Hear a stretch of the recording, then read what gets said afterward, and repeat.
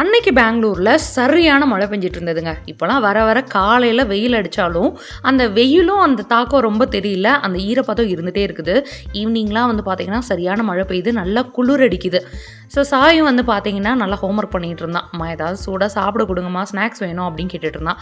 எனக்கும் சரி வாங்க ஏதாவது செய்வோம் அப்படின்னு சொல்லிட்டு இன்றைக்கி வந்து அவனுக்கு ஒயிட் சாஸ் பாஸ்தா தான் வந்து செஞ்சு கொடுத்துருந்தேன். ரொம்ப ரேராக அந்த மாதிரி நம்ம செஞ்சு கொடுக்குறதுலாம் வந்து தப்பே இல்லை. அந்த குழந்தைங்களுக்கும் அந்த கிரேவிங்ஸை சாட்டிஸ்ஃபை பண்ணதில் நம்மளுக்கு ஒரு சந்தோஷம் தான். ஸோ அழகாக மழை பெஞ்சிட்டு இருந்தது இல்லையா? ஸோ சாய் வந்து பார்த்து தான் சொன்னான், அவன் தான் பார்த்து சொன்னான், அம்மா ரெயின்போ வேறு இருக்குது அப்படின்னு. பார்க்குறதுக்கு அவ்வளோ அழகாக இருந்தது.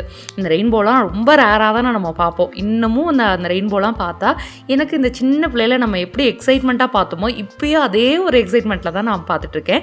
நீங்களும் அந்த மாதிரி எக்ஸைட் ஆவீங்களான்னு மறக்காமல் கமெண்ட் பண்ணுங்கள். பார்க்கு வந்து போயே ஆகணும் இவனுக்கு மேண்டேட்ரியாக, ஏன்னா அவங்களுக்கு ரிலாக்ஸேஷன் டைமே அதுதானே. ஸோ எல்லாத்தையும் மழை கொஞ்சம் விட்டோன்னே பார்க் கூட்டிகிட்டு வந்துட்டேன்.